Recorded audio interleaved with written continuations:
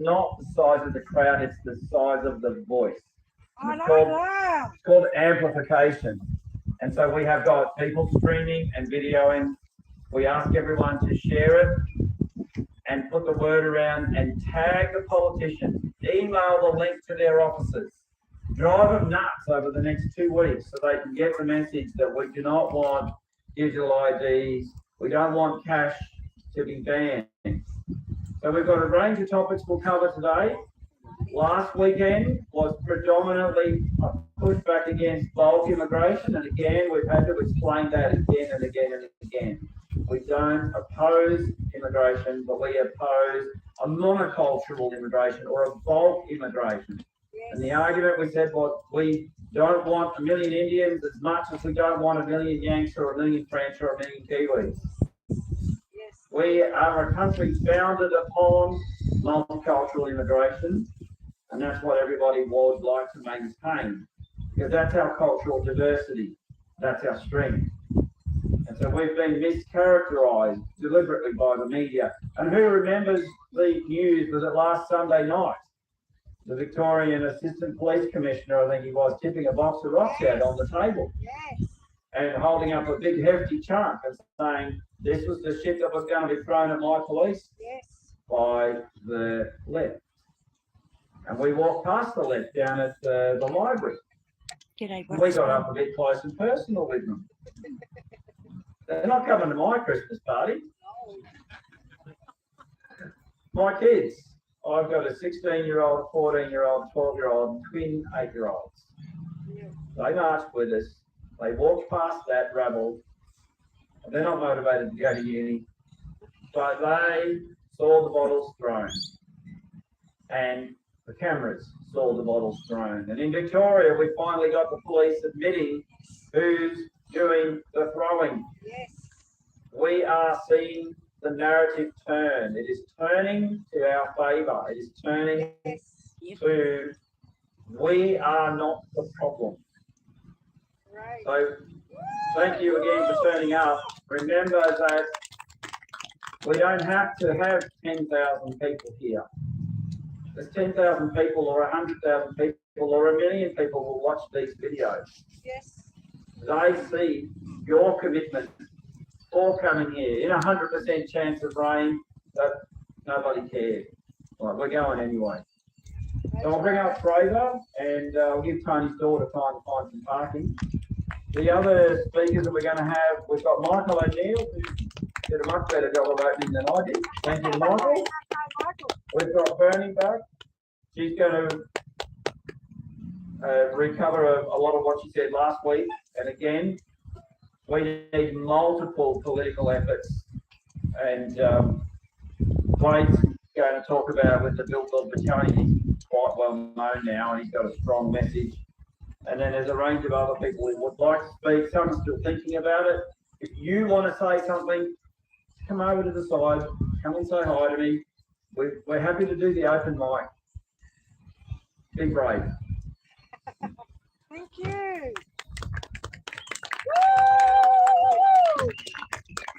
G'day everyone. Thank you for turning out. Wonderful people that you are, because you understand what's going on. You understand the big picture and what we're confronting coming at us. And we know that the global agenda, and we know that our government are just puppets and playing their part in this global agenda. So that's why we're here. And you know that globally they're pushing this digital ID through, and our puppets up here who seem to know least about everything, we tend to go down rabbit holes and learn things and research things, and they are distracted with so much peripheral rubbish that they never actually investigate, and they never really know what's going on, and they rely on their advisors to tell them what's going on. Occasionally you get some pollies who do some digging, like Gerard Rennick and Alex Antic, and then they get ostracised and pushed to the side. But we have to unite. And at the moment, there's this great division going on, which is quite ridiculous, the left and right and all the rest of it.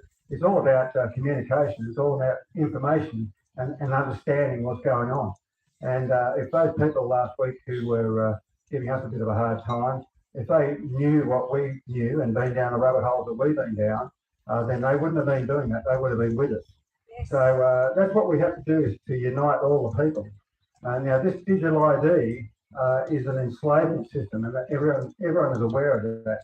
Everyone knows that they're going to try and sell it to you for convenience. But the reality is that there is, in the legislation, they must provide a way out, and they must provide you a way around this. It's voluntary, as they say. So I know they don't want it to be voluntary, and they want us to convince everyone that you have to have it. But what we have to do is stand united and be strong about this, and hold them to that, and say, no, I am not going to go through that jailhouse door, because as soon as you go through that door, they will close it behind you, and that will be it. Enslavement for the rest. So we cannot do that. We must take that opportunity that is there, the law that says that there's got to be a platform for us to step around it and just provide our two-factor authentication or whatever it is to achieve the things that we need to do. They will make it tough, but we are tough. We've been through a lot in the last 5 years. I was thinking there's about 1% of people before COVID who were awake to the big global agenda and what's going on, but since COVID, it is now 10%. So it's been a tenfold growth in the amount of people who are aware of the big global agenda and what's going on, and that is huge. And they're getting to a point where if we get to 15%, it's going to be massive. And they are pushing back now because they know that there's a big awakening happening, and they are trying to create as much division as possible. We've got to avoid that division. We've just got to unite. And our job as people who are awake to what's going on is to educate people, is to talk to people. It's a tough gig talking to people. You think, oh my God, how many people? I keep banging my head up against the wall. But then you have a little breakthrough. One person, you think, oh wow, I've convinced somebody. And you go away and go, wow. But what you don't realise is that one person manifests, because they'll go home and they talk to their loved ones and they talk to their friends, and they'll awake a few. And then they will do the same. So one becomes 2, and 2 becomes 20, 20 becomes 200, 200 becomes 2,000. And so it goes because of you, because of something that you did, right? So that's why we have to stand tall on this and be strong and push back. We have to unite. This is the big one. This is the hill to die on. We cannot allow this digital ID to be implemented, because we know that pushing hard with the cash, as Andrew said, that's on the table at the moment, and we need to be knocking that cash, keeping that cash alive. There is a bill at the moment. Submissions are being taken until the 31st of October about giving most businesses the opportunity to refuse cash, except for a handful. The big players have to take, the supermarkets have to take cash. But what you have to do is find a network of businesses who will accept cash, and you deal with them, you support them. And to get through this,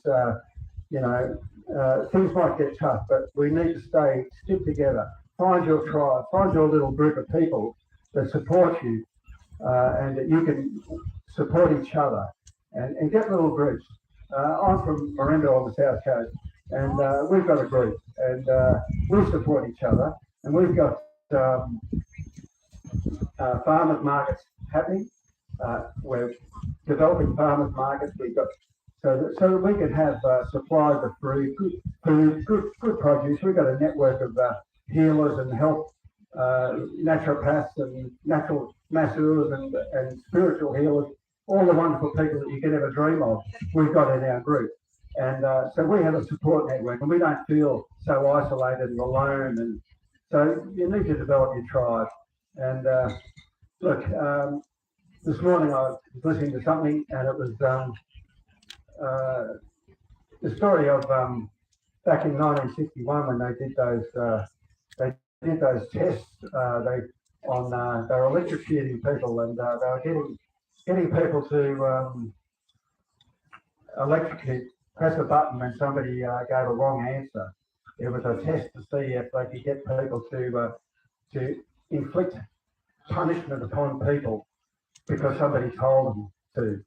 And as it turned out, 65% of the people who were involved in it, who were responsible for hitting the button to electrocute people who gave false answers, 65% of them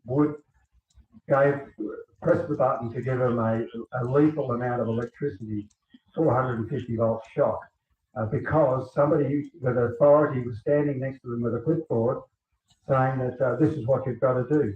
Now that shows the capacity of people to be influenced. But what they didn't tell you was that in that experiment also, if other people were watching who were going to have to participate in it, were watching, and the people who were told to go ahead and give that shot, and as soon as one of them said, no, I'm not going to do it, then suddenly that 65% diminished, and suddenly 90% of the people wouldn't do it because one person stood up, right? One person said, no, I'm not going to do it. So the next guy came along and said, I'm not doing it either. No way. And anyway, it was in Romania in 1989 that their dictator leader over there stood before the crowd that he did on a regular basis and gave a rap to the people about how wonderful his dictatorship was going and how he recently just killed a whole lot of dissidents because they were complaining about things. And anyway, people were applauding him, but one person booed him. There are hundreds of thousands of people in the streets. He's standing out of a window with his wife, and he's talking down to them, and one person booed him, and he stopped and looked for that one person, and he identified the one person, and he was ushering his guy to go and get that one person, and then somebody else booed, and then suddenly there's boos everywhere, and they just manifested. Next thing, the whole place erupted, and they were all booing him, and they took him out. They took his wife out, and they tried him, and then executed him. Bingo, finished. They woke up, they stood up and said, no, we're not going to be party to this. This is what we have to do. We have to be the individuals that stand up and show the others, show the example, be the example. Yes. So that's why you're here. Yes. That's why you're here, because you care. Woo! So well done to you, and thank you so much. Yeah. And hold your ground on this, hold your ground. Thank you.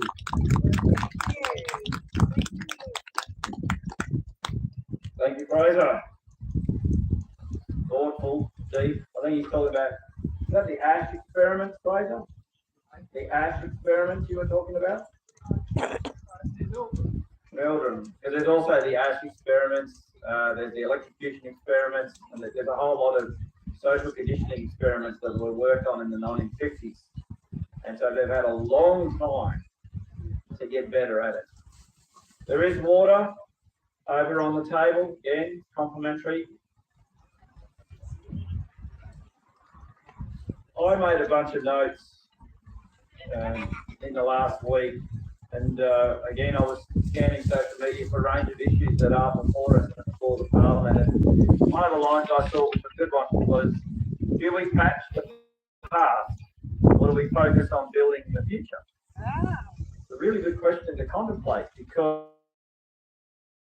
I was born in 73, and you think that would have been probably peak civilization.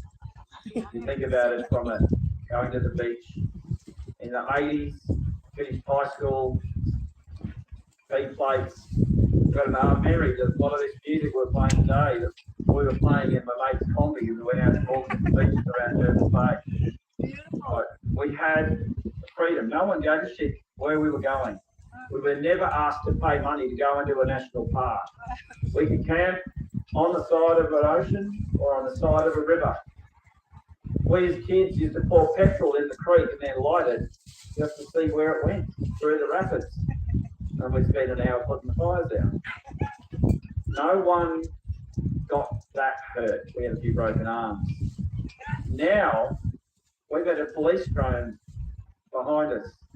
We'll look around behind you. That's a police drone up in the sky. Oh, yes, yeah. So give it away. Hi guys. Freedom. I spoke to Shallow Chell, he's on Clear Shallow Trail, the bloke that organised the Brisbane March for Australia. And they had about 10,000 people. When they were walking over the bridge, the coppers said, hold up, get your drones up and get your photos, get your videos. They were happy for the march to stop on the bridge so that the march organisers could get some drone footage. I see that as a softening of relationship with the police. Thank you. I've been a bit hard on the New South Wales police. I'm not going to resolve from that, but ACT, they've actually been pretty good. We had a good week last week, and I think we will continue. They're putting the drone down already, see, they can hear us. They're like, oh, we got busters, put it down. So we'll get Tony up to deliver her speech, and we will still keep talking about a range of other topics: cash, digital ID, UN, and there's a couple of speakers going to appear later today from 2 o'clock over at the rally on the other side. Warren Mundy and Mike Kelly. I'll get on to him a little bit. He and I are all sparring partners. Got a few funny stories. So hand over to Tony for the next phase.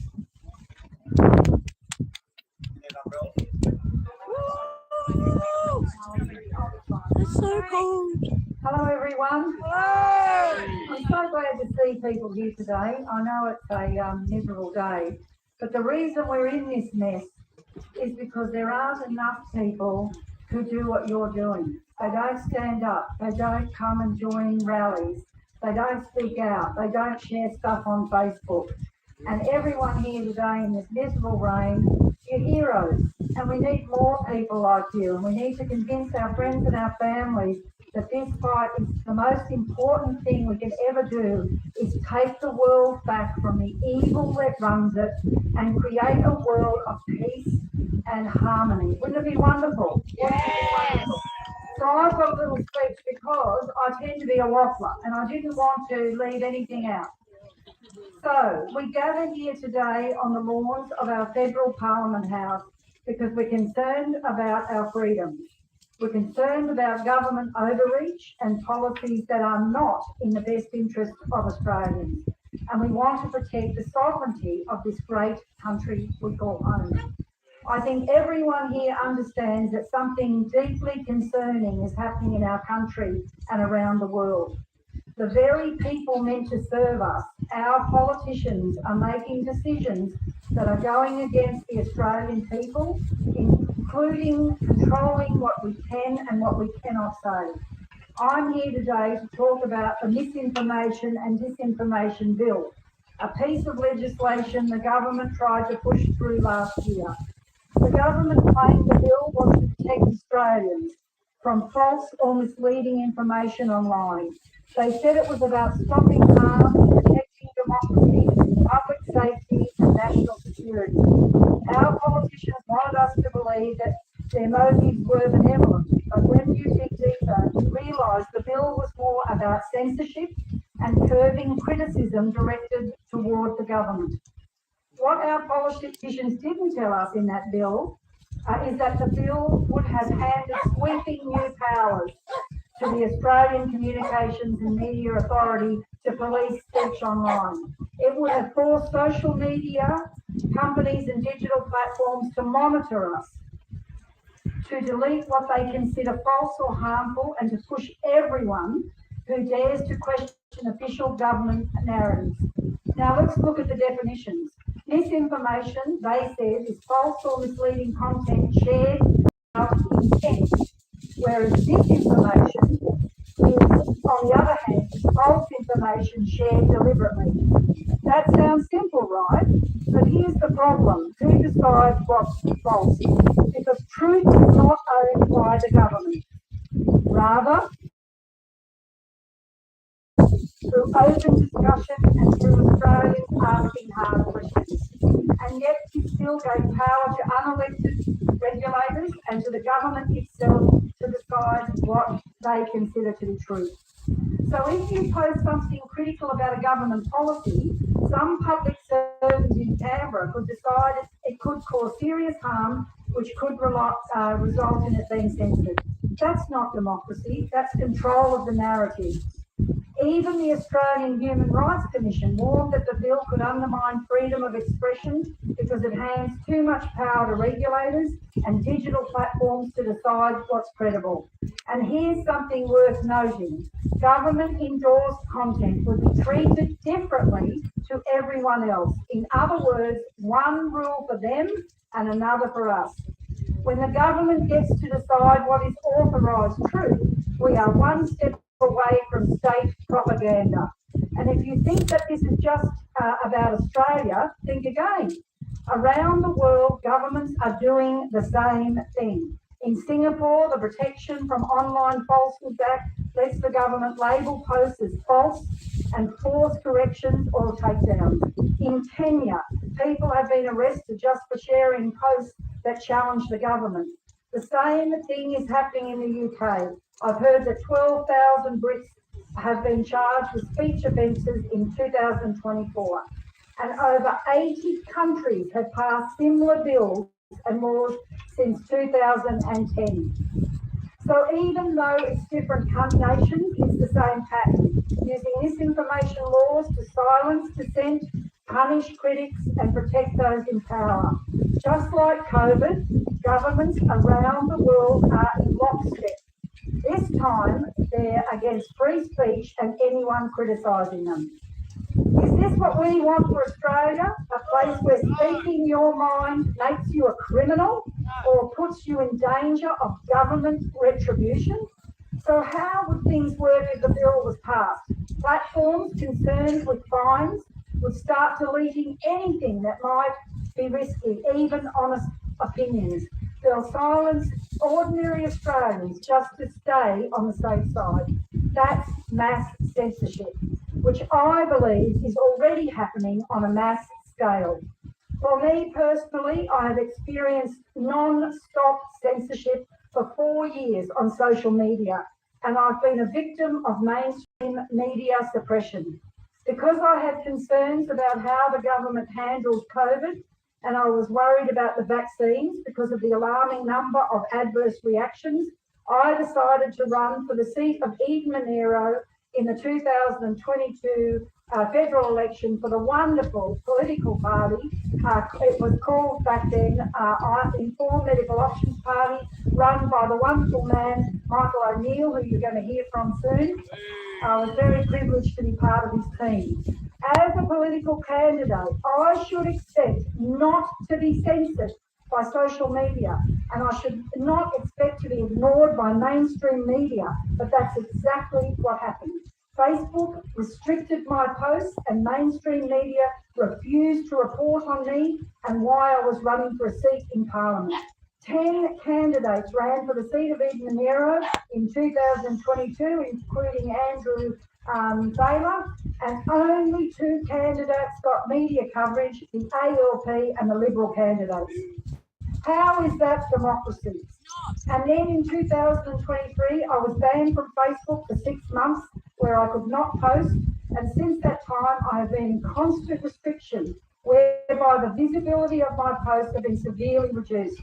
How dare Facebook, let me tell you, it makes my blood boil, and other platforms censor me or anyone else. But now I've got some great news. Last year, the government couldn't get the misinformation and disinformation bill through the Senate. This was a victory for every Australian who values free speech. But we cannot relax, because bad ideas like this rarely die.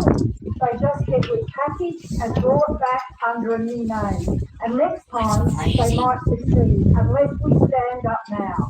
Because this isn't about social media posts. It's about who controls the truth. It's about who gets to decide what you can say, what you can question, and what you can believe. If the government can control speech, then they control thought. And when people stop speaking freely, corruption thrives, truth withers, and democracy dies in silence. So I say to all politicians and to all governments, we will not accept censorship disguised as safety. We will not accept vague laws that silence critics while protecting politicians. And we will not hand over our voices to bureaucrats who think they know better than the people. The strength of democracy is not in agreement, it is in debate. It is our right to challenge, to question, and to hold power accountable. And if leaders fear criticism, then they have no business being in our parliament. So today I say to those in power, we are watching. We are many, and we will not be silent. So let us stand together for freedom of speech, the cornerstone of every other freedom we hold here. Because when we lose the right to speak, we lose the right to debate and question. And when we lose the right to debate and question, we lose the very soul of our democracy. So let's keep the light of truth burning. Let's protect the voices of ordinary Australians. And let's make sure that no government, now or ever, can take away the freedom of speech. And remember, friends, together we can change the world for the better. So let's do it. Thank you. Oh, it's just getting worse.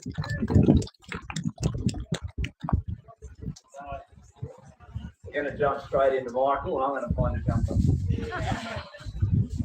Hello, everyone. Very happy to be here.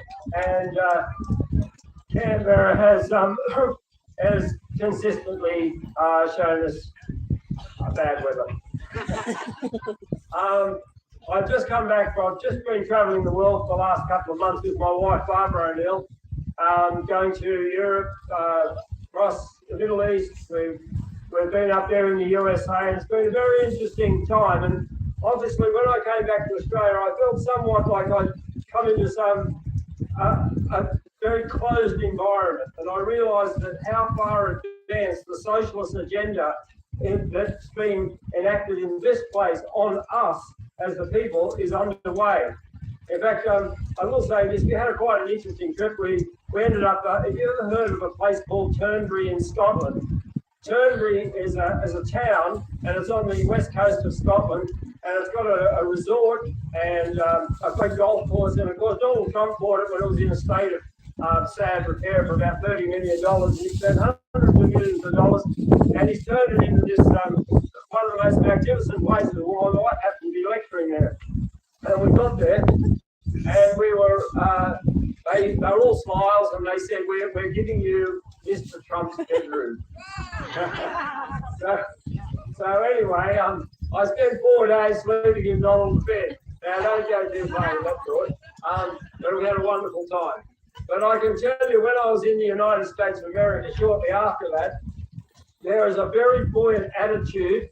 I didn't go to California and New York. Barbara is right at this moment, she's up there in New York, which are very left-leaning states. But when I was down in Arkansas, when I was in Texas, when I was in North Carolina, when I was in Oklahoma, they're incredibly buoyant for the things that are happening in the United States and the rolling back of the laws. Now, we have a political problem. We're underrepresented as a people. We're over. Yeah, we're overregulated and we're overtaxed enormously, and we often don't realise the level of taxation that we are subjected to. In fact, it's the bane of my life. But look, we have a political problem here in Australia, and I believe it needs a political solution. And when I first got into politics, I used to go to marches. I did a lot of marches, and I did protest mostly down here in Sydney, and I used to realise no one's listening to us. No one's listening to us. We've somehow got to get in there. We've got to get into that space where we give people proper representation. And that was the reason I started the political party 10 years ago, so that we could have representation. The alternative to a political solution is revolution. Now, I can tell you, I'm not interested in armed insurrection and revolution. You have no hope of winning that war. There is no hope. And if you want to see the result, go over to Israel and Gaza and see what's happening. Go to other places where the wrongs have been enacted and they try to solve the problem with a hostile action. And they will beat you every time. You'll be whacked into submission. Yep. It's not the solution. The solution is the political solution.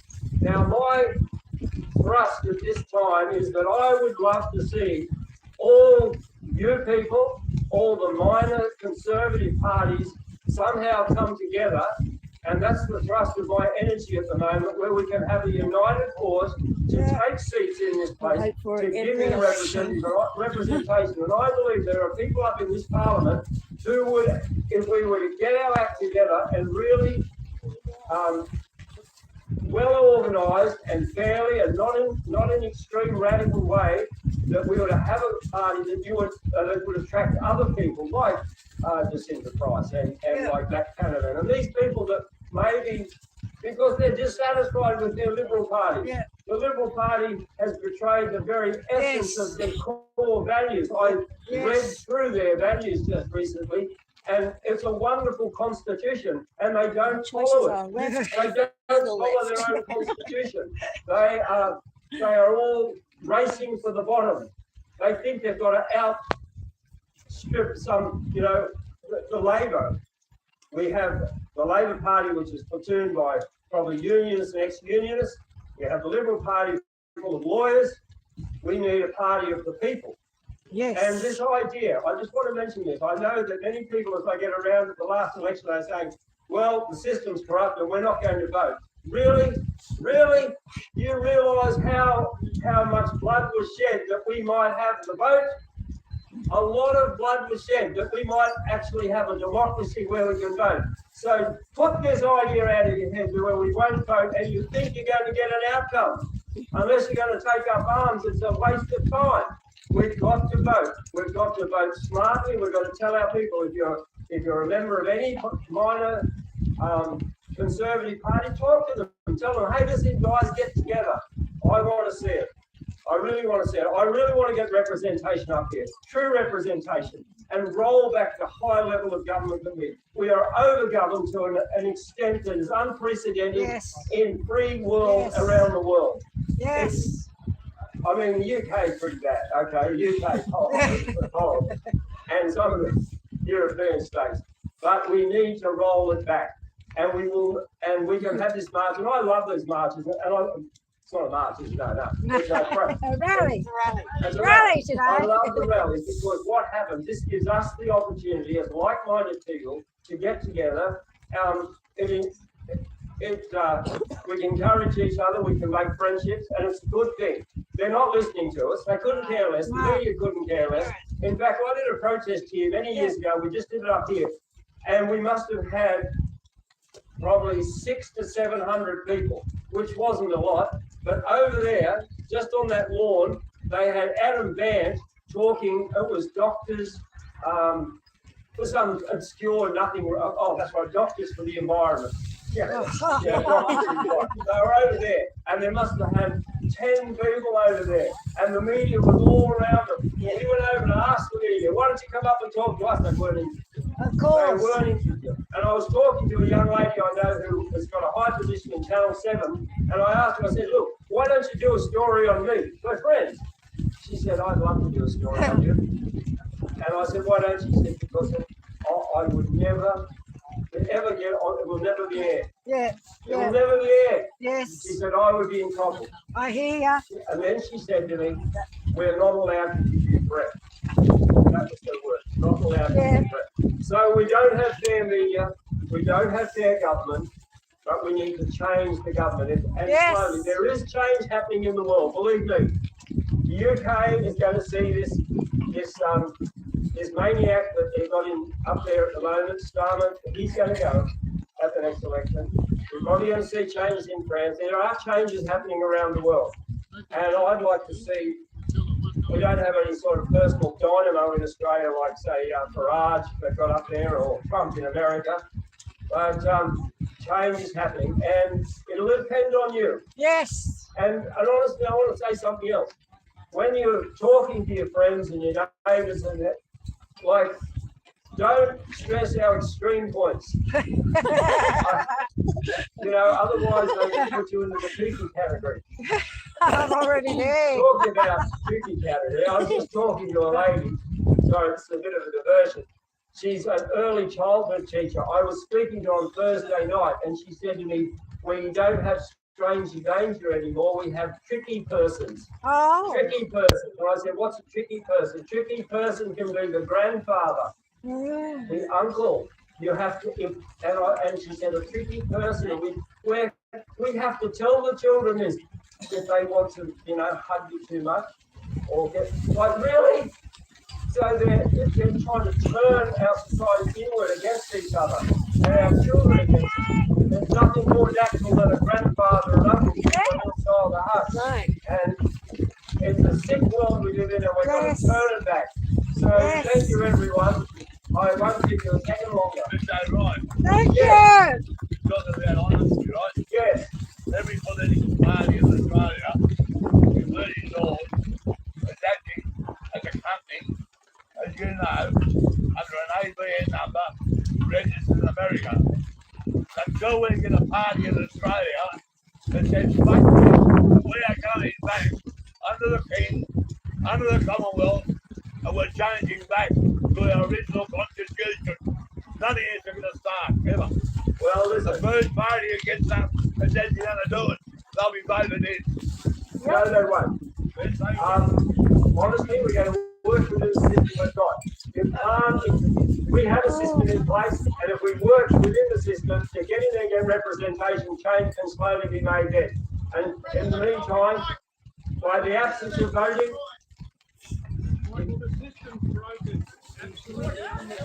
well, what's the solution? What's the solution? How many more weekends do you want to come out here? You're letting Barclays and the country. Get in and change from the inside. Yeah. Work together. Work as a Anyway. team. That's what I believe. That's what I believe the solution is, and that's the solution I've given the last 10 years of my life to do. And I've still got a little bit of oomph in here that I'm just touching 70 now. We need to be healthy people. Yes. We need to be smart people. We have a system. We have a great country. And honestly, we can march and we can meet forever. There's no action. We need a solution. And Thank you very much. Thank you. God bless you all. We have a wonderful country. Thank you. Thank you. Leash. Let's remember the core tenet of today is that nobody's wrong. We're here to exchange opinions. The umbrellas having a day. Michael, there's a couple of points I'll leverage on with a bit of what Michael said. They're kooky. What's the difference between kooky and cookers? One letter. See in a cake. I've been labelled a cooker for a long time. They got a cooker. I don't mind. Kooky, cooker, they're just labels. Yeah. So, talking about the media and the media not covering the rallies, we are the media. Yes, yes. That's what we have to remember. We are the media. Yes. When my twins were born, we were in Canberra Hospital, and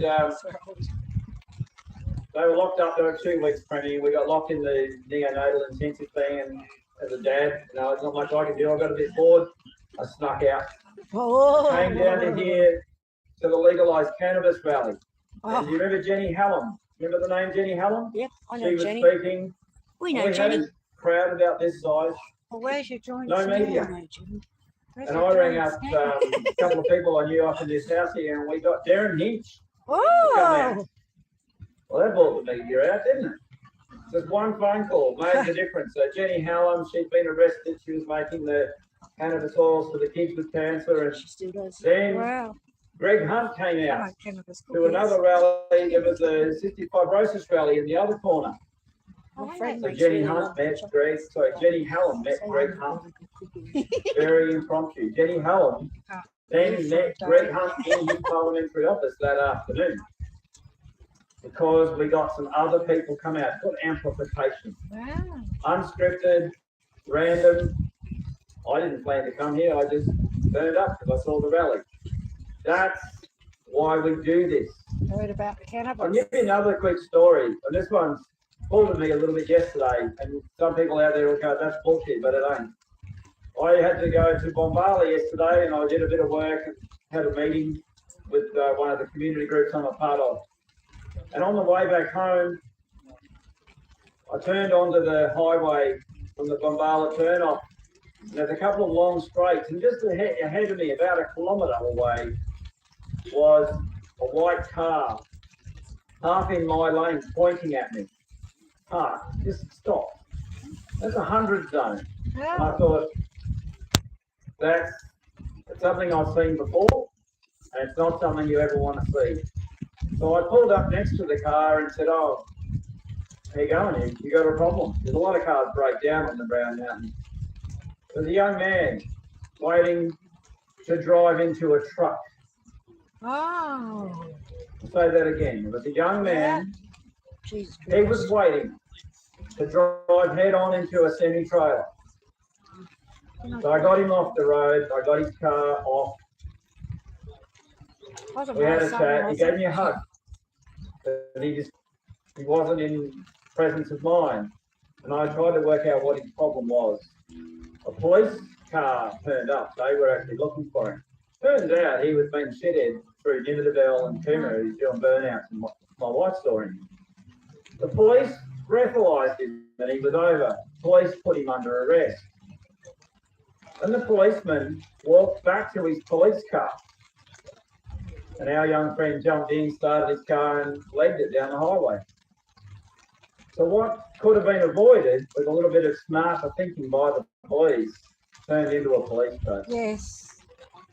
If anybody knows a young man called Noah from Canberra, mid-20s with a wife and 2 kids, he was driving a white BMW and was a bit confused in his life. Yeah. Send him a message. Yeah. That there are people that will help you, Noah. Send the You just have to prayers. put your hand out. He gave me a hug, which meant he's reachable. He didn't drive into a truck, Yeah. which meant he's reachable. But unfortunately, he would have got arrested and chased down the highway. But he's not, he didn't come to harm. I did manage to find that out. Now, it's a bit of a sad story. The reality check. Yes. We are here for each other. I know it's raining, it's windy, and we're all getting wet. Freezing. Oh, it's freezing. And that's freezing, but that's Canberra. Yeah, you're from the coast. So Hey. we'll jump on to the next speaker, but there's quite a few topics. So the issues Michael raised are very viable. Oh, this is hot. And the political contest is a brutal one. And I will speak in support of Michael and supporting the idea that you must vote. I read the news on Twitter this morning about 5 a.m. when we woke up. There's a new Irish Prime Minister. That's that crazy woman that believes in bringing in more immigrants. Oh, I think the Irish voter turnout was something in the order of 46% of the population voted. So less than half of the voters voted.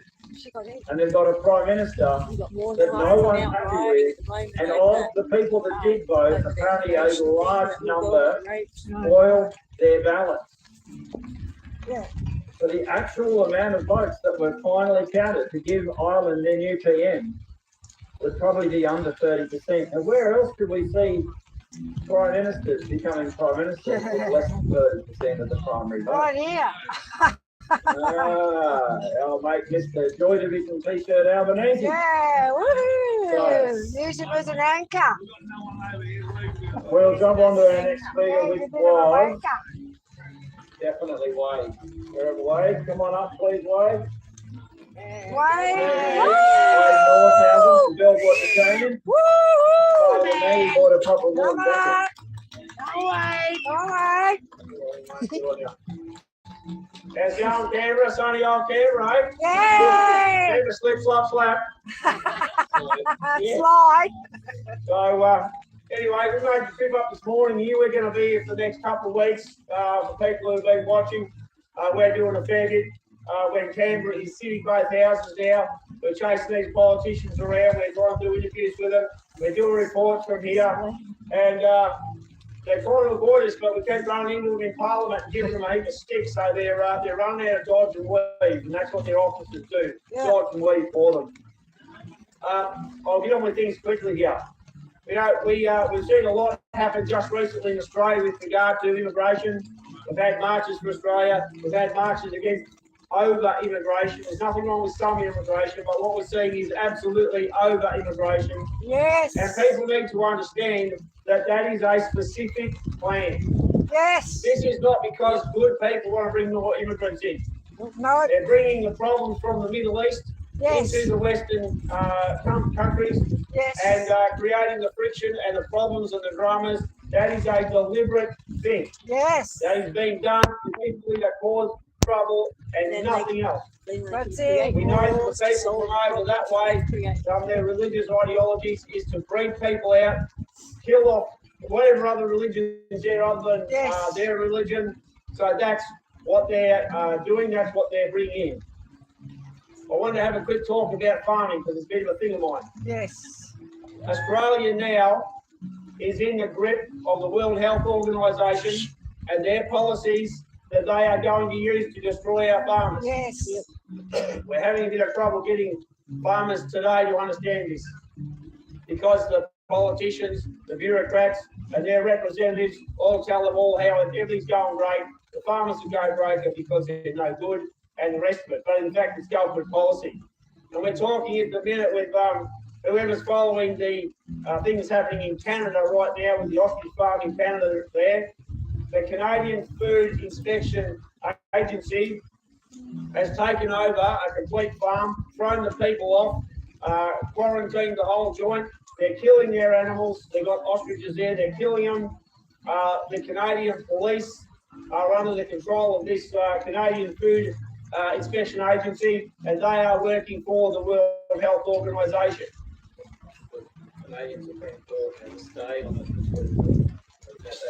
And this is correct. So there's been a lot of legal action over many, many months, and this organisation that works for the WHO, the WEF and the UN, just ignore court orders. And they order the cops. The cops won't do anything. They know things are going wrong. They refuse to act. They're enforcing this crap. So this is coming to Australia, and once again, this is a specific and deliberate plan. Yes. I wanted to have a quick talk about a small thing people might know about, digital identification. Whoa! The digital identification was passed here recently in this joint behind us.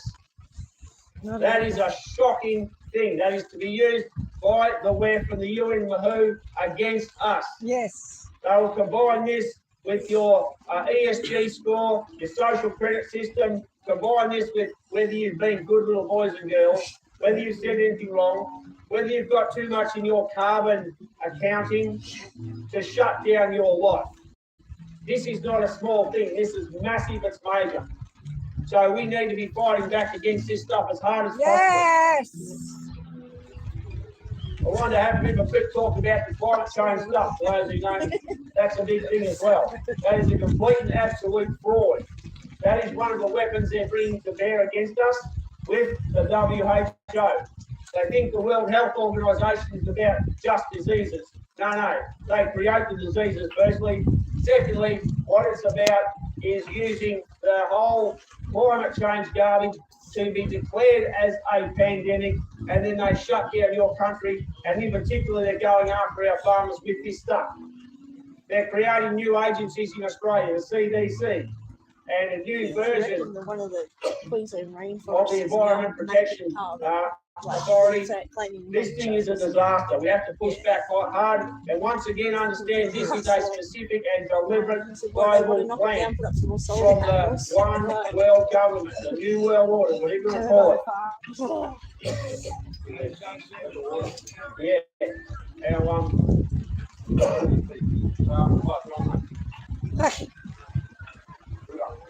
And 2 seconds.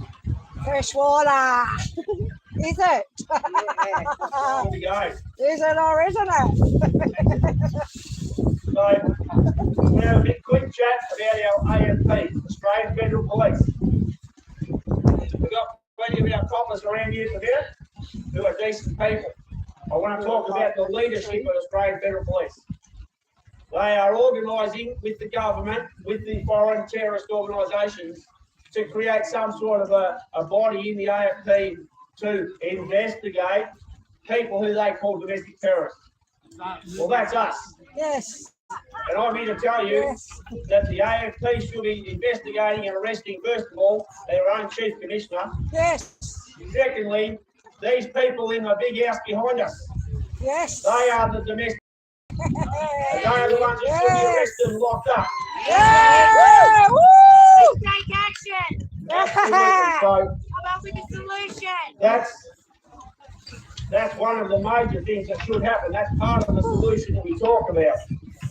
I want to talk about this other horror of a thing called this E-Parrot. E-Parrot, I call Commissioner for misinformation, shutting down social media. She's just snatched it and chucked it in. The pressure's too much because she knows that she's involved with an organisation that is involved in mass murder and global genocide. Yes. That's what her role is all about. And I did notice in her statement, she talked about, she's copping a bit of flack. And she's a bit concerned about the safety of her kids. Well, you people are in the business of murdering other people's kids. Yes. So go to hell. Yes. You take the East Safety Commissioner and you go shove it. We're You put her in the same gulags as the rest of these scumbag politicians back here. Yeah. Well, most of them anyway. I want to have a quick talk about our old mate Jacinta Allen, Premier of Victoria. Daniel Andrews for the press. Yeah. He tells us how safe Melbourne and Victoria is. If you've seen the disaster that it is, well, you know that's not true. She's a liar, and they are destroying our state, they're destroying our country, and that's the whole plan. Once again, that is the specific plan. I want to talk about our messaging in terms of the freedom movement or the Australian people, whichever way you want to talk about it. We, in terms of all the things that they're doing to us, are getting flogged. Now, do we have an opportunity to beat this? We do have an opportunity. But we've got to start doing things smart, intelligent. The politicians during COVID, they showed us how to do it. They told lies, we tell the truth. Yes. So they frighten the hell out of everybody. Because fear drives people and motivates them to take some kind of action. And we need to push back against these politicians because we are in a massive heap of trouble. Australia is almost sunk. And we better remember the charge of Bathsheba in World War I, because that's where we're at. But we have the capacity to do this. But we need to pull all our people together. Whatever colour, creed, whatever ideology, whatever political, whatever you've got, your country is going down, you're going to take you with it. So this is where we do need to come together. And we need to get strong messaging. We need to have messaging that is, number one, correct. Number two, everybody says the same thing. Who remembers the videos that we've seen from the media back in COVID when they had 25 different media from across the world and they were saying the words perfect, exactly the same thing. So that's what we need to do, have the right messaging. And we need to have people who have platforms and capacity to tell it like it is. They need to tell us what the global plan is and where we are at. They need to be honest and truthful, not just do this half-baked 80% garbage. Tell the whole truth and nothing but the truth. That's going to be difficult for And if that frightens people, good. Because they damn well need to be frightened. They're about to lose absolutely everything they've got. So therefore, this is where we need to do these things. I believe we're in with a chance if we get that to happen. We need everybody together. We need our influencers. We need our leaders. We need people with platforms. Everybody on the same page and going for it. Yes. 12, 16-inch guns, total broadside, everything we've got. So I'll get out of the way now and let the other speakers go. And I really, really appreciate people for standing here in the rain, the freezing cold, people are shivering and shaking. Well, I didn't bring enough clothes, obviously. But having said that, they're the true Australians. They're standing here in this. And they're here because they're fighting for their kids, Yes. for their family, Yes. and because they know things are wrong. Woo! And they're here to defend our country. Yes. It's about time a whole heap of other people stood up and did exactly the same thing. Yes. Because Yes. shoulder to shoulder, we can win this. Yes. Let's follow Unity. the spirit of our Anzac. Yes. Walk with us, fight with us, Yes. because it's do or die right now. There is no more next time. This is it. It's game on or it's game over. Yay! Woo! Thank you! Woo! That's cold.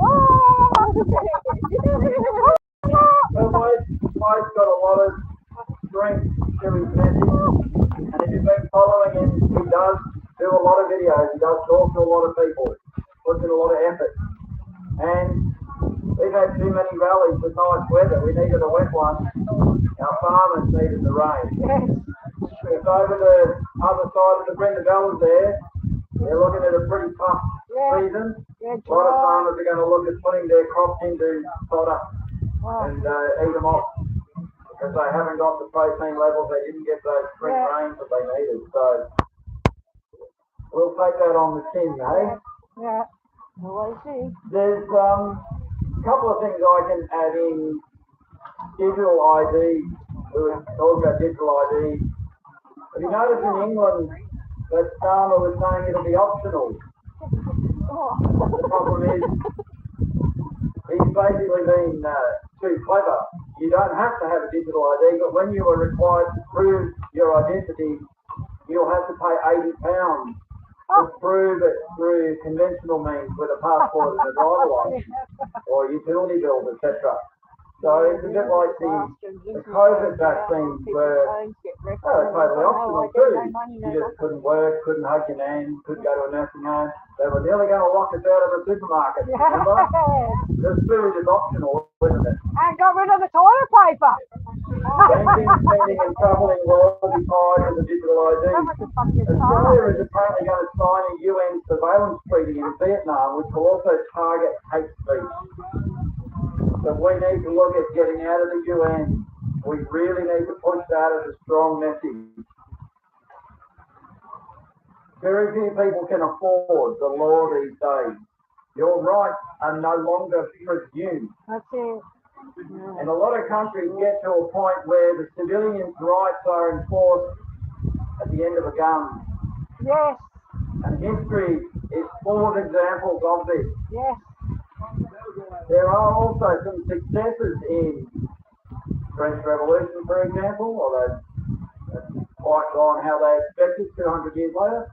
Does everybody know the story of why King Charles III is King Charles III? Has anyone ever thought about what happened to King Charles III? He didn't want his position.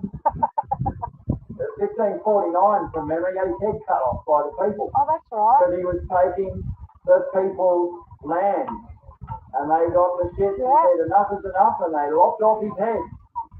And they said to his heir, next in line, you carry on like your dad, we're going to keep lopping heads. And that led to the Act of Settlement, I believe, which is where we own our land in fee simple title, a title in fee simple. I keep touching on these things and people keep wanting to know more about it. Do some research. We can enforce our ownership rights of our land. We own it, a title in fee simple. We are going to see the poison of Victoria spread across the rest of Australia with this bloody treaty nonsense. Yes. Now, I remember we voted no. I know Canberra voted yes, but the rest of the country voted no. I voted no. And we all rallied and gave up our weekends and our time and door knocked and flyers and videos and all kinds of things. And now Victoria is pushing a treaty. And if you look at what's happening in Canada, Yeah. and there's a parallel with New Zealand, the Indians in Canada are presuming that they are the owners of the land, taking land back from Canadians. And in New Zealand, they have the Treaty of Waitangi. I did a quick bit of research on it. The Treaty of Waitangi.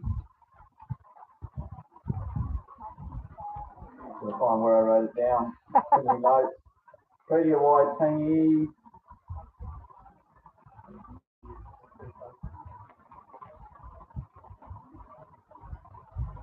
I didn't write it in here.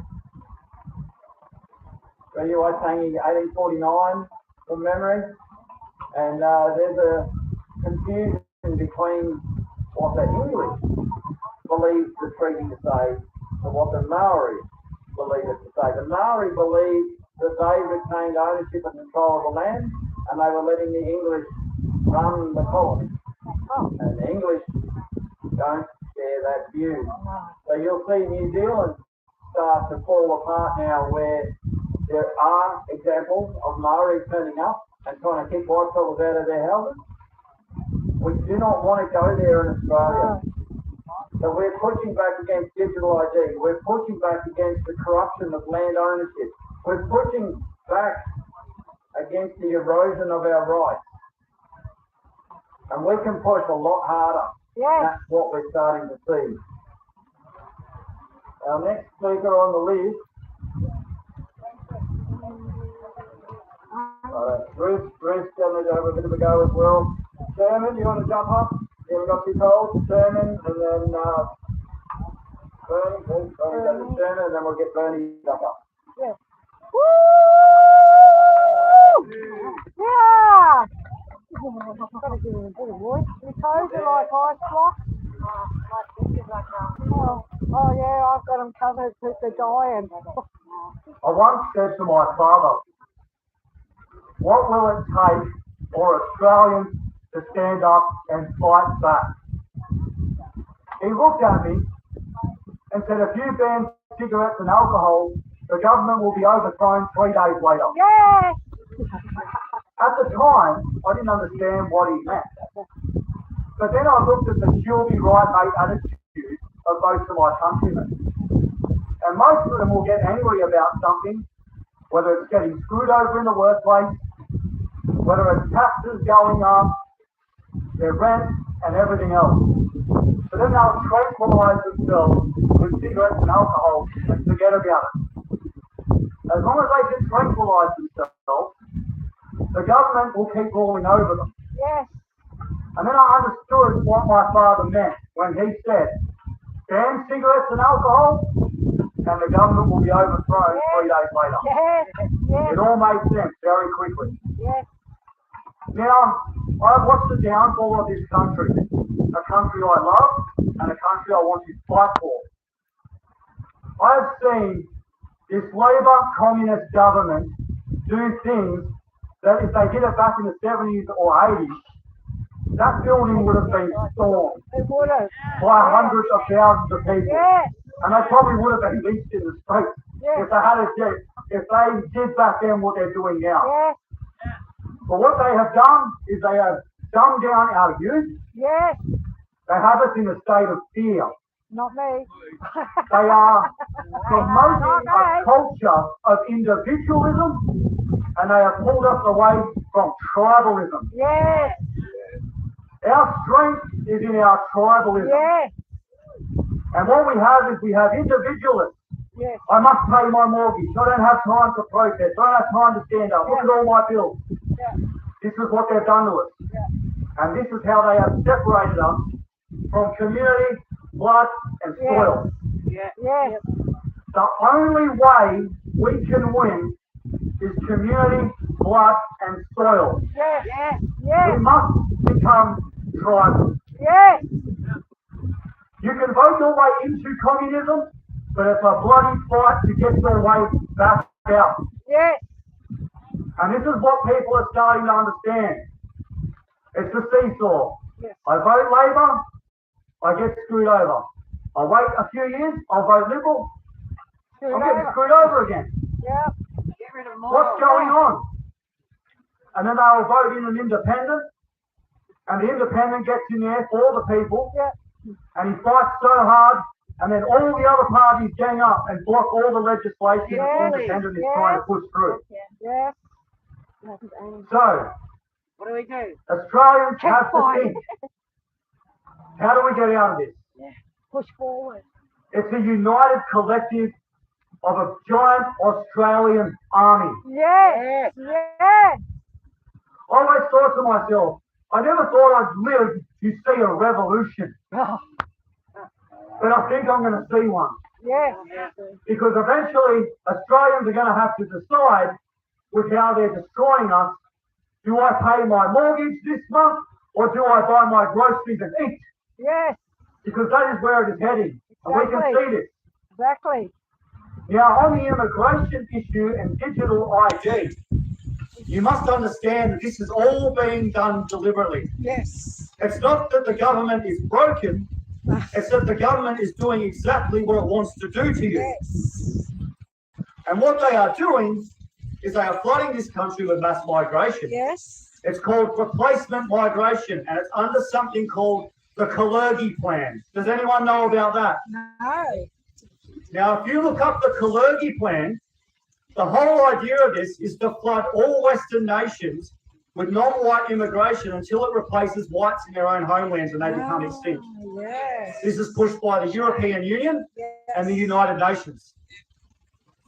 And they cannot wait to wipe you out because they want to replace you with a migrant workforce Yes. with an IQ no higher than 90 Yes. that will obey everything they say. Yes. And if they don't, that's where the digital ID comes in. Yes. You say something the government doesn't like, you'll go to pay for groceries, it declines. Yes. What's going on? You're a naughty boy this week. How dare you talk about us? You can't buy groceries for the next 7 days No. as punishment. Then you might go to fly somewhere or get on public transport. Why can't I buy a ticket? You've been a naughty boy. You're on the banned list again. So this is what they are doing to you. And it will be the complete removal of your freedom. So, my fellow Australians, are you ready to spread the message? Because you need to tell everyone. Don't be scared to speak out anymore in public. There are still many of us who will have these views around other people like us, but when it's out in public, I better not say that. I don't want to be judged. No, we don't care. I don't care. We're at the end of the road now. And the rope that we once had in our hands is about to slip out and we are about to fall off the cliff. So, if everyone grabs hold of that rope and we all pull it together and we come together, then we are unstoppable. Yes! So are you ready to fight? Yes! Are you ready to say no? I Yes! am not going to be stomped into the ground by Yes! cowards Yes! who want my death, I'm who want my ready! family's destruction. No. No. We say no. No! We do not Let's fight bow! up, Australia. We want to! Aussie, We'll Aussie, fight! Aussie! Aussie, Aussie, Aussie! Thank you. Thank you! Woo!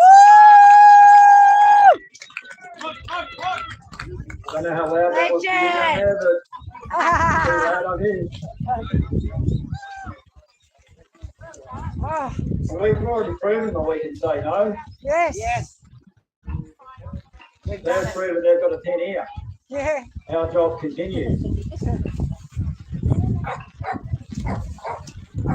So, does anybody notice what the pension age is these days in Australia? It's pretty old, isn't it? Around 67, it's gradually rising. Oh, I've got only a few years left. So in July 1, 2023, it was taken to 67. Of course. And that the change was made to account for increased life expectancy and workforce participation. Oh! What jobs We are haven't done any work. 67-year-olds doing? Yes. What jobs are 65-year-olds They want to doing? give us all the hard work, What jobs are 55-year-olds doing? the easy work. We are going to see a loss of jobs. Yes. A significant loss of jobs. Has anybody walked down their main street in their town and observed, as I have, the loss of our outdoor cafe culture, our outdoor seating? Yeah. The empty shops. People are The not empty going out. shops. People are not buying takeaways. People are not buying coffees. Oh, the babies. Where are these jobs?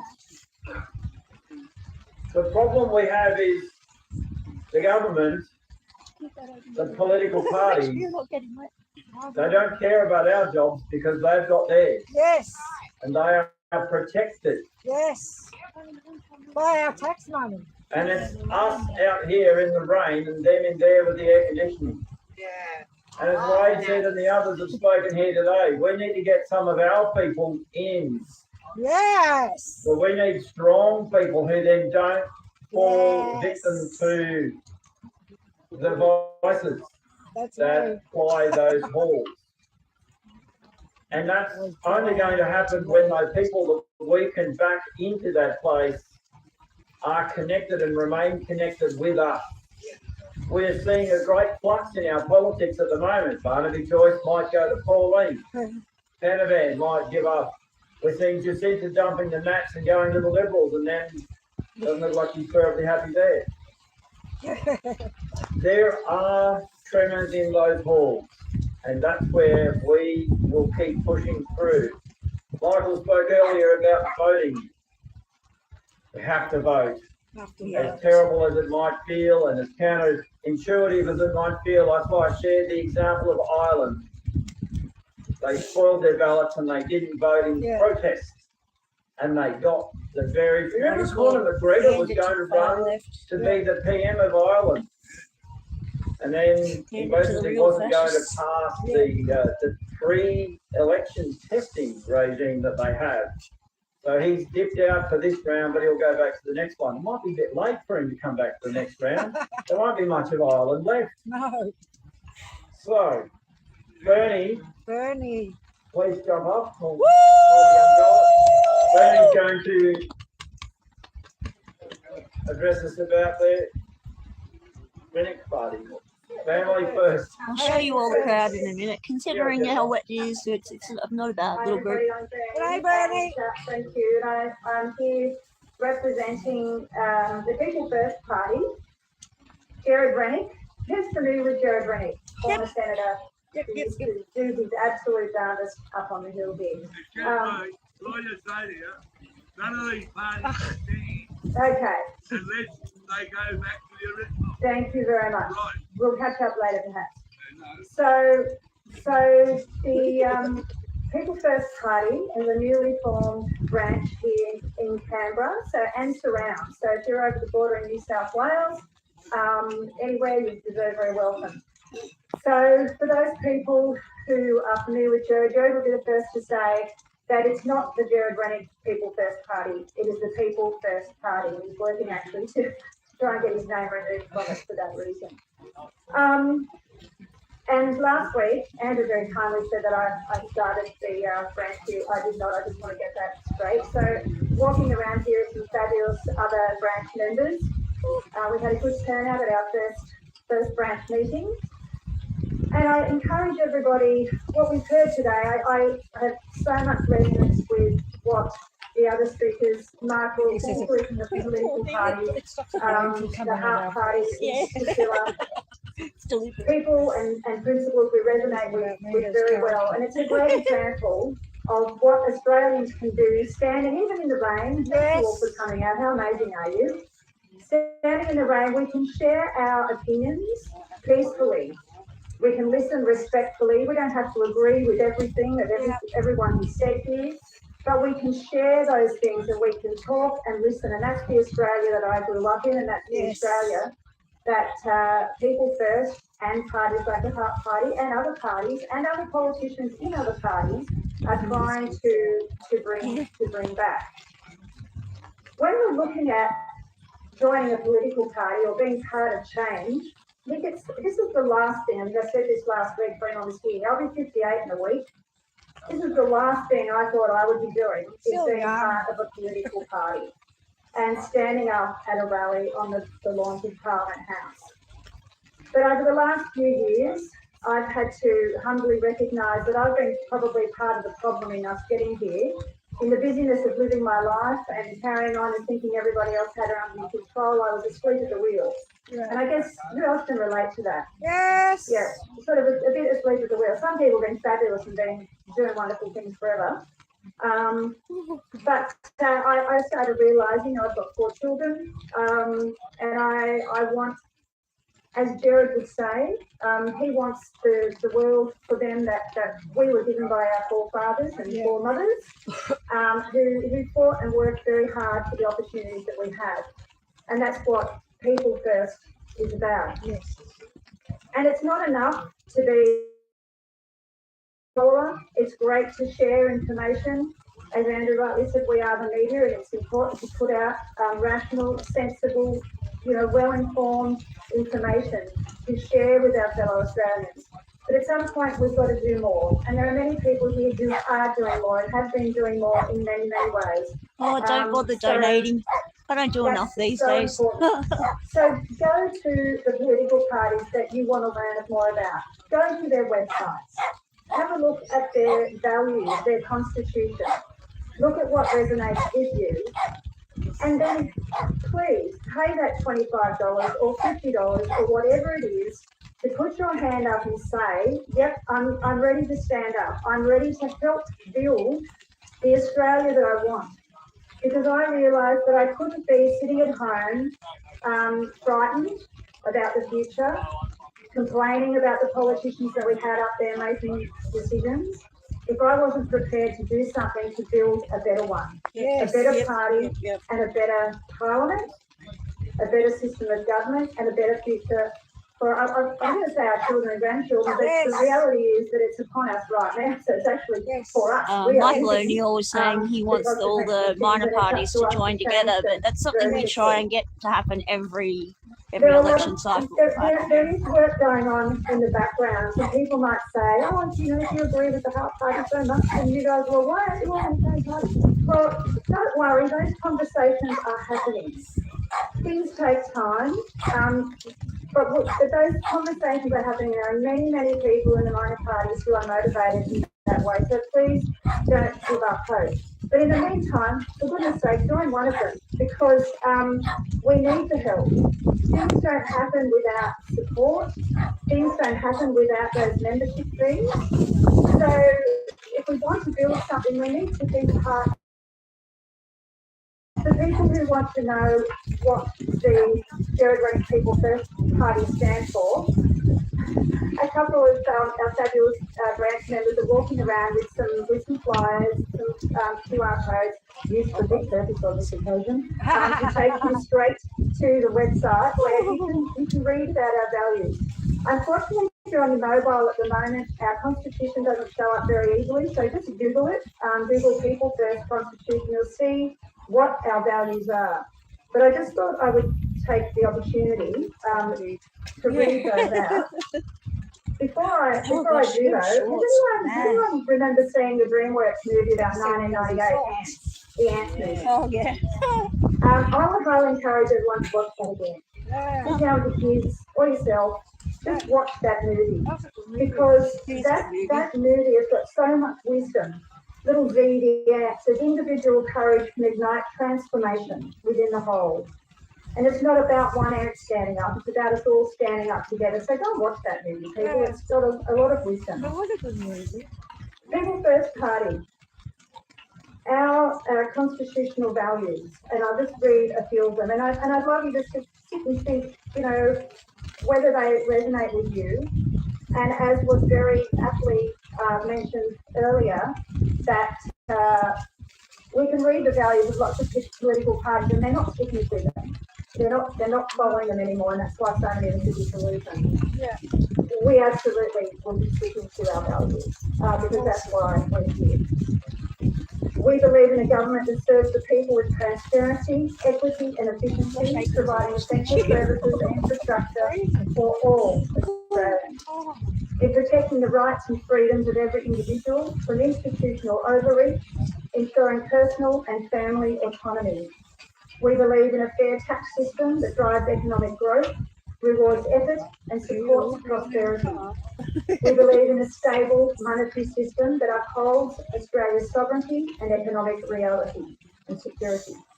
We believe in an equitable legal system that is accessible, affordable, and protects human rights. Yes. In fostering economic opportunity through innovation, entrepreneurship, and job creation for all. Yes. We believe in upholding the dignity and worth of every individual by ensuring freedom of choice, Yes. conscience, and Yes. speech. Yes. We believe in quality education that equips individuals with the knowledge and skills needed for personal success and societal contribution. Yes.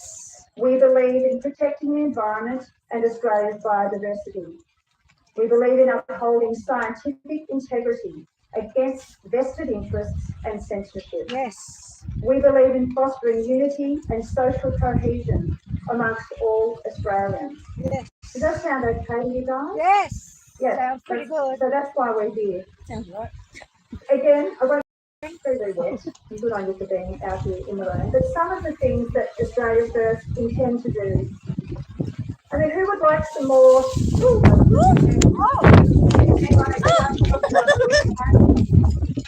I love you all. This is what stand up looks like. You'll give yourself a clap. Honestly, give yourself a clap. I'm serious. This is amazing. Clap, clap, clap, clap. And so, give our federal police a bit of a clap. They're standing out in the cold, and I want to thank them. I want to thank them actually, particularly last week when it was very hot, and many of us walked off that bridge. And I was tempted to feel a little bit scared because there were some people that weren't being at all nice as we got down. And I actually felt very safe because the AFP was here and because we were all around each other. So thank you to the AFP for doing these things. I'm sure you'd be rather doing something else. So a couple of the policies that we have that may be of interest. Just have a look on the pages there about what we want to do for our income tax. So raising the income tax threshold, making our super voluntary. There are a whole lot of things. We talk on immigration, freedom of speech. There are lots and lots of things I'm sure you relate to. But please, if you want to know more, just get in touch. Let's see how we can help you. We really want to know what you need. That's the most important thing. Thanks very much. Oh, it's just getting worse. Thank you, Bernie. Come on up, Zach. We're going to close out very soon, so we've got to allow the other rally to have a bit of time as well. Zach is representing the youth of Canberra. Good on you, Zach. That's a window. There's an illusion about young people in this country that they're all radical lefties or transgenders. It is true to some extent. I only finished college last year, which is year 12, for those who are in Canberra. The reason why the young people seem more left-wing is because the left have mobilised and motivated young people. Because when young people are faced with a grim reality, we will never own a home, we will never experience what our grandparents' generation experienced, the Australian dream, we will turn to the side that gives us the promise of change and a good future. And the mainstream right, they don't do that. The Liberal Party promises minor tax reforms, blubber about freedom, and a tiny bit less immigration and labour. And then you have One Nation, which is the supposed alternative to the Liberal Party. They have a bunch of ex-Liberal Party officials running their party. They run an Indian candidate who wants more immigration. And now Barnaby Joyce is apparently going to be running the show soon. He's the most mainstream there is. I believe this social media control is about stopping the mobilisation of young Australians and the average Australian. Because on social media, I started an account 2 months ago. I've got millions of views, all from young people who want change. I made the account to raise awareness about immigration. All 12,000 of them, mostly from Australia, all want change, but they have no way to mobilise. There's no mainstream alternative here. They're trying to destroy the real alternative. They're destroying the No Patriot Front, which is a working man's movement. They're trying to destroy minor political movements, like March for Australia, like White Australia. They're trying to destroy minor political parties, like People First, by discrediting them. They can't discredit Granite. They're also trying to discredit the distant politicians, like Senator Alphabet. They're already trying to intimidate people in this country. ASIO harasses me, trying to intimidate me, because I'm politically organised, saying, answer our questions, or we will contact your friends and family and get our answers. Do you want this for this country? Do you want this future for your children? No. You don't. You want to be silent. No. We want a future for this country, and we will not back down from it. Thank you. Well done, young one.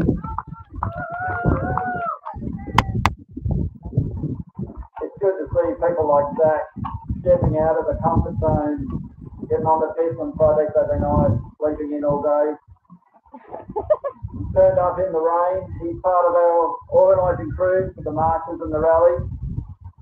And it's proof that there are passionate youths out there.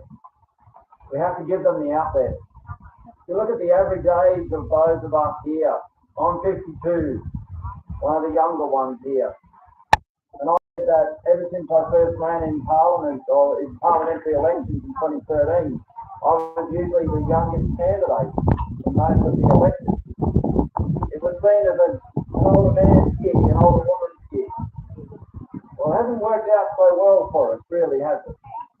And that's part of the change that we need to drive. Ruth around somewhere, come on Ruth. You got brave for a minute. You're going to hold you to your bravery. Ruth, another one of our campaign organisers. Jump up.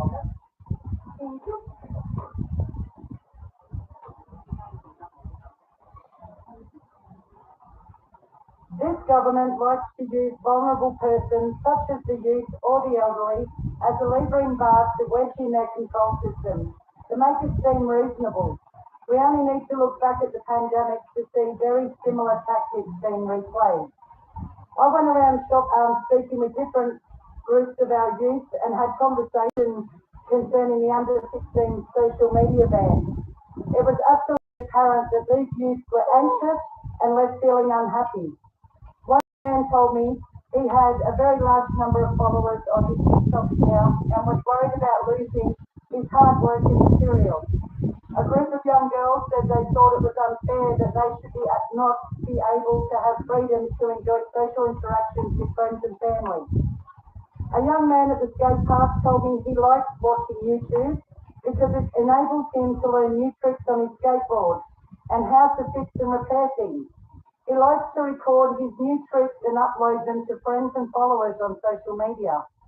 Another group said they had Snapchat to help locate their friends and felt safe that their friends could find them. The question some of them asked was, why should they no longer have access to their network support? Their support network. A majority of these youth do the right thing on social media, but to exclude our youth from social media will create a new wave of customers for our mental health sector. I bet the money and resources the government has not thought about upgrading to handle the amount of youth needing mental help as a result of this. The Albanese government pushed the legislation through Parliament in 2024, saying he wanted children to have a childhood. Let kids be kids, he says. Kids should be playing outside, trying different sports, discovering music and art. Sounds good on the surface, but if he really was about protecting our kids from harmful content, maybe he needs to start in the schools, because that's where the harmful content and the grooming occurs, when they are taught gender and sexual ideologies designed to confuse our young people. This social media ban will push kids onto platforms that are less known and regulated, causing exposure to potential harmful content, such as sites like Omegle. Thank you. Good on ya. Our youth deserve a voice and they deserve to be heard.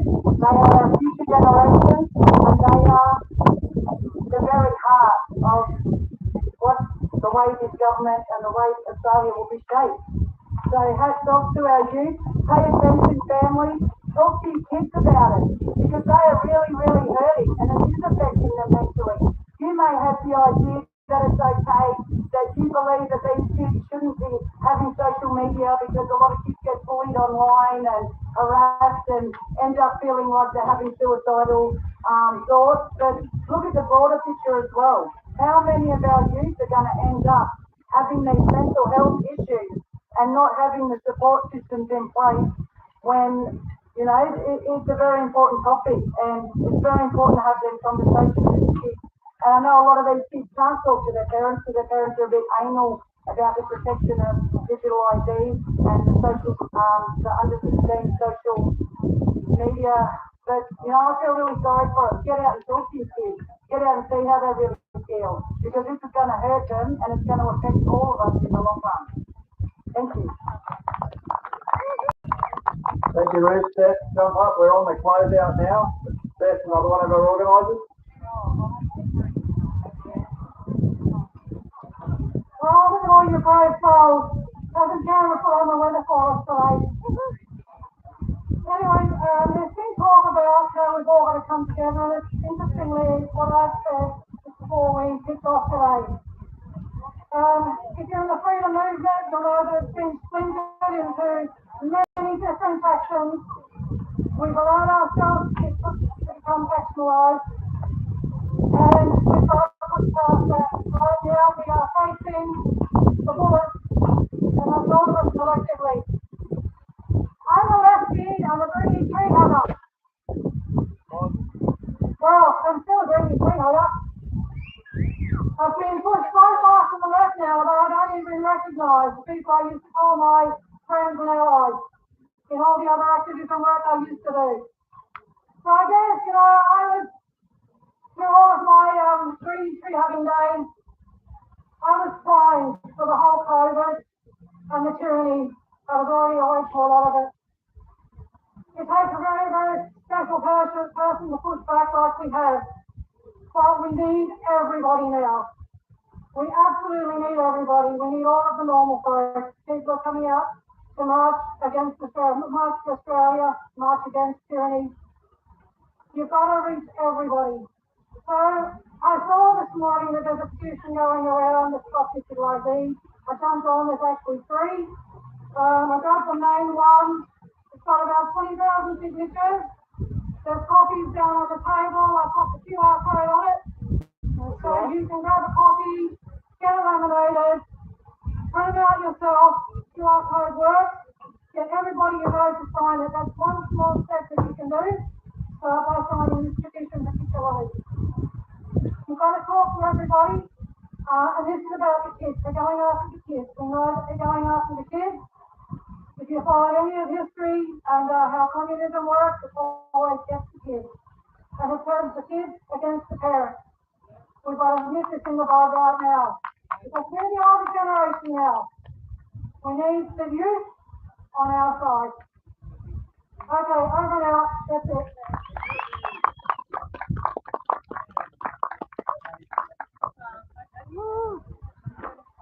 Very quickly, we're on the under 5 minutes. We've got a quick little tie up with a couple of other ladies. Got a few words. Start with your name. Linda. Hi everyone, I'm Belinda from Monday at Maggie. This is Karen. We've been going to the government for over 70 weeks in Sydney. Try to instruct her, use that democratic voice, tell her to issue the writs for fresh elections. We want all the unredacted Bill Heffernan documents from Exposure 28. I'm sure everyone knows Australia's a field pit of pedophilia. And every time we stand up and do it, they'll put another suppression order on it.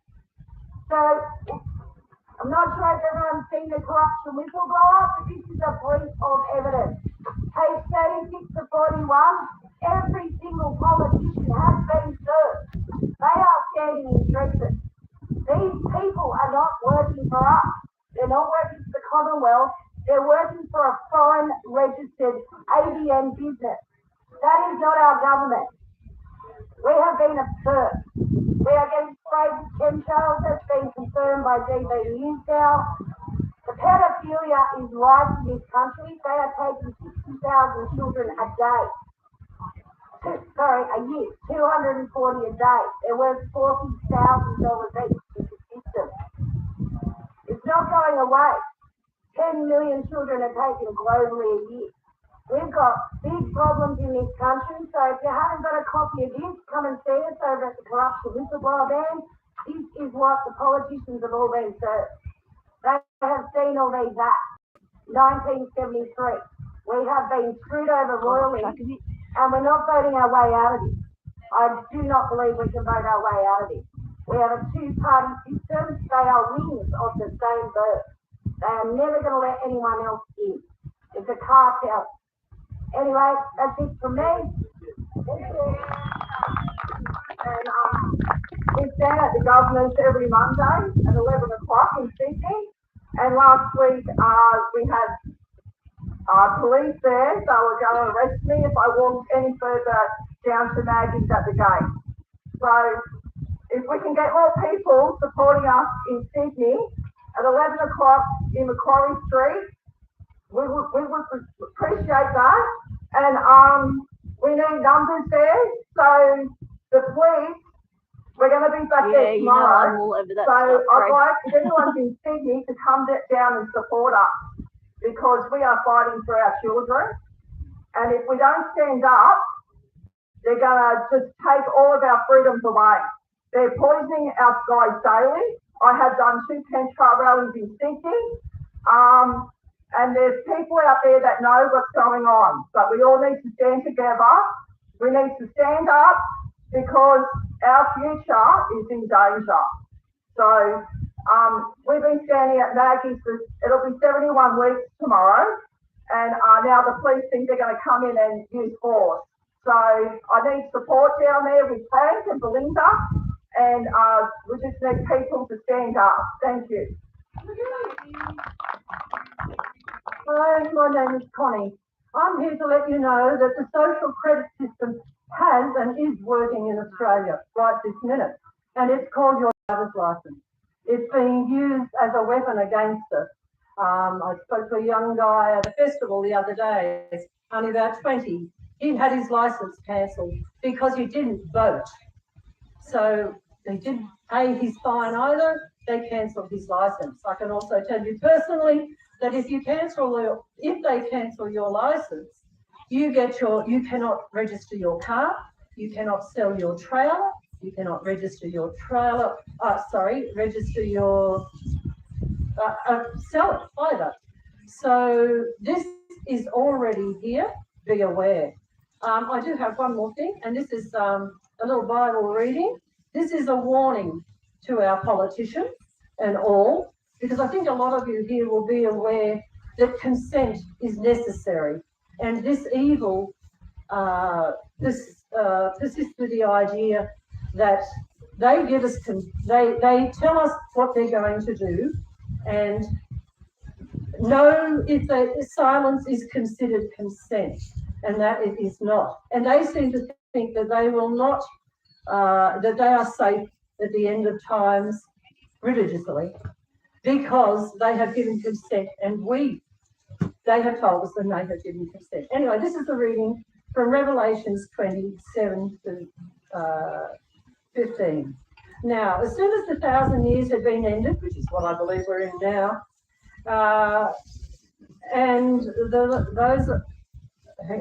Satan will let loose out of his prison, and he will go out to mislead those nations in the four corners of the earth, Gog and Magog, to gather them together to the war. The number of these is as of the sand of the sea.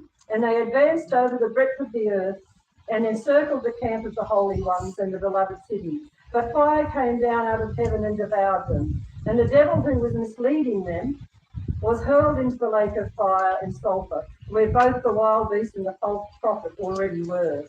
And they will be forever day and night tormented. And I saw a great white throne, and one seated on it, and from the earth and the heavens fell away. and no place was found for them. And I saw the dead come out of the great and the small, standing before the throne, and the scrolls were opened. But another scroll was opened, and it is the scroll of life. And the dead were judged out of those things writing in the scrolls according to their deeds. And the sea gave up the dead, and the dead and Hades gave up all those dead in them. And they were judged individually according to their deeds. So this is the sea out here in Parliament. They will be judged. And death and Hades were hurled into the lake of fire. This means the second death, the lake of fire.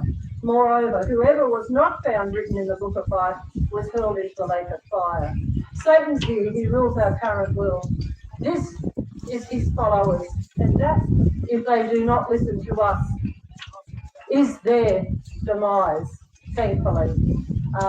And I would like to say, we do not consent. Listen, we do not consent. This is your fate, the lake of fire. Thank you, Connie. Thank you all. Now we're finishing up because the other rally starts at 2. Observation I can make is that very few of them seem to have come over and joined our rally, but we are welcome to go and join theirs. Couple of key little points, little takeaways.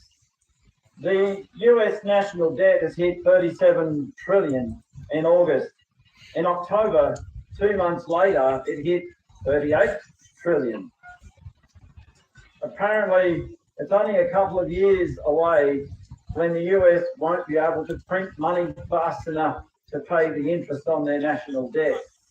And I think we'll see, or we could see, a rerun of Mugabe's African nation, Rhodesia, was it? Or was it called something else? The $100 trillion note from Zimbabwe. That could be America's quick future. Labor have told us that they were going to build 10,000 houses, and apparently they completed 40. Oh, right. We need to remind everybody of these hard facts, because we will do what Ireland has just done unless we can turn the conversations around.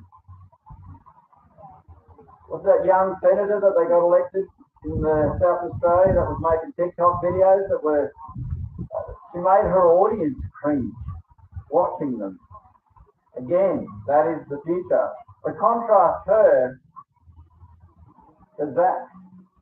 You can string a sentence together. I didn't see him making a video with dancing with his Medicare card. I mean, she probably only just worked out what it was. We also need to remind everybody of the Salgrove v. Tickle court case.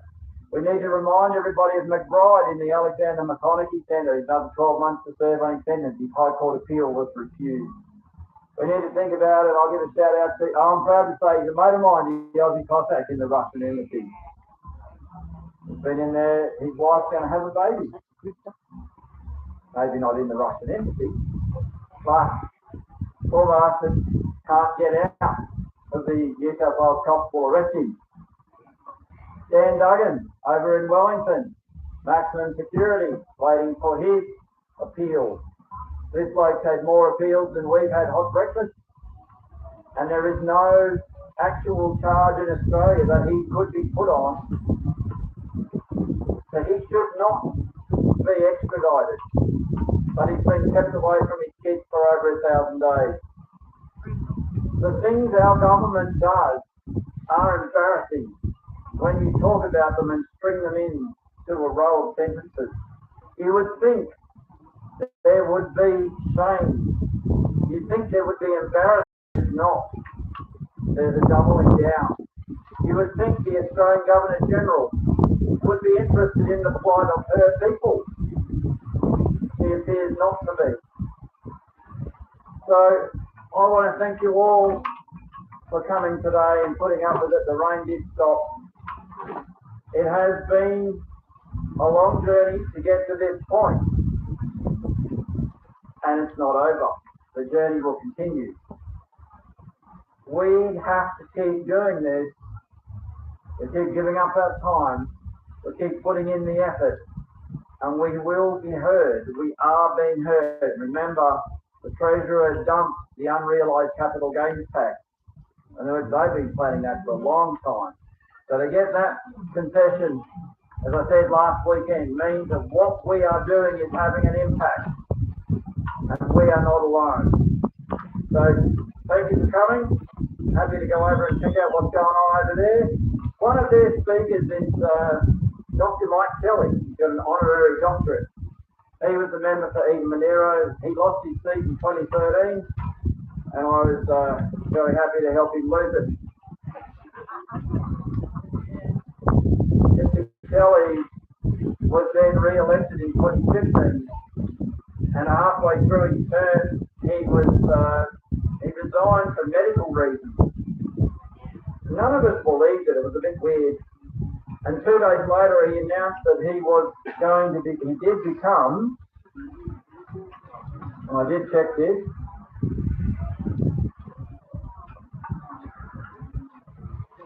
after retiring from Parliament in 2020, Dr. Kelly was the president of Palantir Technologies Australia. And Palantir is Alex Karp, Peter Thiel and Stephen Cohen. Yeah. They are the main shareholders, and as sub-shareholdings of Vanguard, BlackRock and State Street Corp. Palantir is digital identity. Palantir is a military data harvesting entity. And he's over there going to talk to them about, I don't know what he's going to talk about actually, I might go and watch. But the irony of Mike Kelly from the Labor Party joining into an entity that was designed to acquire battlefield data that was converted into acquiring civilian data, our data. And Palantir has come out in the last couple of weeks and said that they will not participate in the digital ID in the UK because there is no public support for it. Now again, they are starting to listen to it. And that's why we do what we do. Call us cookie, call us kooky, call us cookers, call us what you like. But have the conversation, please. That's what we're about. Thank you all for coming.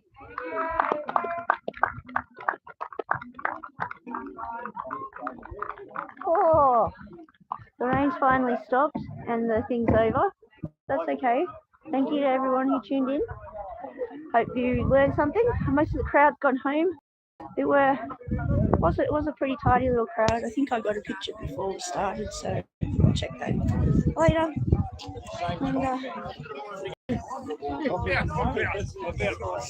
That was a really good speech. Thank you, appreciate Hey, it. shake your hand. Thank you. Yeah, and did you go to Hawker College by any chance, or one of the other ones? Canberra College. Oh, fair enough, Yeah. fair enough. Yeah, no, mine went to Hawker. It was pretty left wing school. Yeah, mine was pretty. They have like a diversity club there. They have like diversity club there. And Yeah. gay club there as well. No, I'm just doing a trade now. Yeah, mine's daughter's 21 now, but I pulled her out of school for a couple of years because they started the same school. So me and my friends were actually protesting against it in Canberra. Not many people were protesting against that then, but You're one of the first. yeah. So, but anyway, that was pretty good. All things considered. I got heated That seats. was- They're good. Yeah. How's that? Good to see you again. I got your speech. I'll send it through on Telegram to you. I'll just get your sign. Good on you for taking a stand.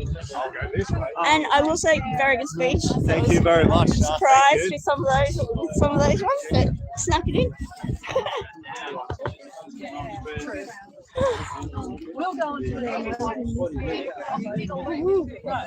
All right. Now, over here, there is a peace rally kind of thing, against anti-Semitism and stuff. But I really don't know if I've got the. I'm so cold. No, there was about 50 maybe or so. About the same amount as you see over there in the little anti-racism one, which it's not the Palestinians, it's actually a different one. Part of their platform is being against anti-Semitism. So, but I'm actually cold and wet, so I'm going to start going home to get warm, which you can call me a sook, but I'm sure someone will be over there filming.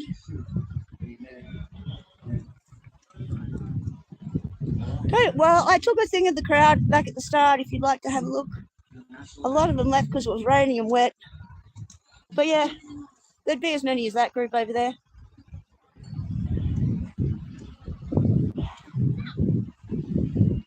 I guess that's one of the Twitch people, was it? Hope you're having a lovely day. Oh, they're doing the anthem.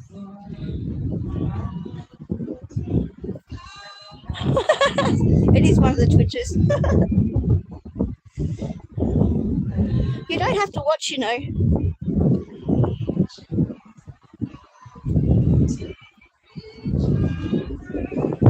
Nice to know you guys haven't forgotten me. It's been a long time since I've done any of this.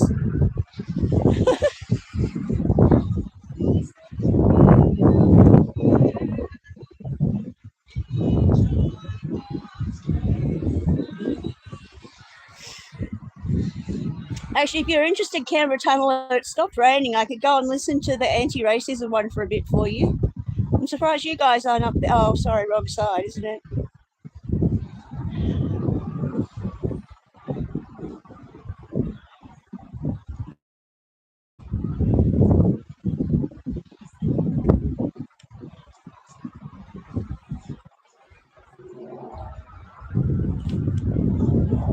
It's not Palestinian peace protesters, it's everybody peace protesters.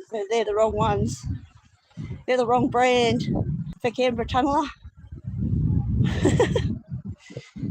Alright guys, I'm about to go home.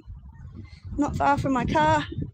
You all have a lovely afternoon, and I will catch some of you tonight probably at the bar.